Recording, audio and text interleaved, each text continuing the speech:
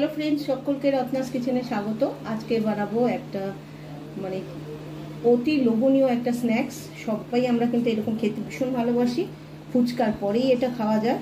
তো সেটা বানাচ্ছি আজকে। আর ইনগ্রিডিয়েন্টস আমি কি নিচ্ছি, ইনগ্রিডিয়েন্টস নিয়েছি পেঁয়াজ কুচি করে কেটে নিয়েছি শসা কুচি, নিয়েছি টমেটো কুচি, লঙ্কা স্বাদ অনুসারে, নিয়েছি আলু কুচিয়ে করে, নিয়েছি ভাজা মশলা, এখানে জিরে ধনে আর শুকনো লঙ্কা, আর নুন, এমনি নর্মাল নুন, আর নিয়েছি মানে ভিজানো ছোলা, এটা 3-4 ঘন্টা ভিজিয়ে রেখেছিলাম। আর নিয়েছি মানে তেঁতুল, কাদা বার করে তেঁতুল জল, আর নিয়েছি কাঁচা ছোলা।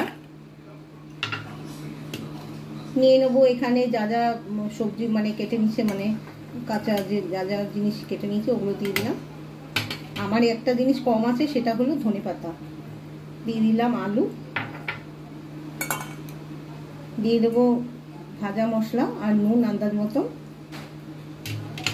দিয়ে দেবো ব্ল্যাক পেপার, মানে এইটা না দিলে কিন্তু একদম টেস্ট আসে না, তাই ব্ল্যাক সল্ট, আমি পেপার বলে দিয়েছি, ডোন্ট মাইন্ড, আপনারা মাইন্ড করবেন না, আবারও বলছি। নিয়েছি আন্দাজ মতন ব্ল্যাক সল্ট। আর সবার শেষে দেব হচ্ছে এই তেঁতুলের কাঠ, অল্প অল্প করে দেব। খেতে কিন্তু হেভি টেস্টি হয়, ঘরেই কিন্তু বানিয়ে এইভাবে খাওয়া যেতে পারে। আর তাই আজকে সন্ধ্যাবেলায় কিন্তু আমি এটা বানিয়ে নিলাম। সকলেই বসে আছে যে এটা কখন খাবে, তো আমি সুন্দর করে মিশিয়ে নিচ্ছি।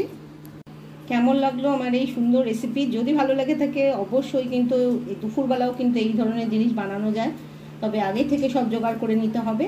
যদি ভালো লেগে থাকে তাহলে লাইক দেবেন, শেয়ার করবেন, আর যারা সাবস্ক্রাইব করছেন না প্লিজ প্লিজ সাবস্ক্রাইব করে আমার পাশে থাকবেন। ভালো থাকবেন, সুস্থ থাকবেন, বাই।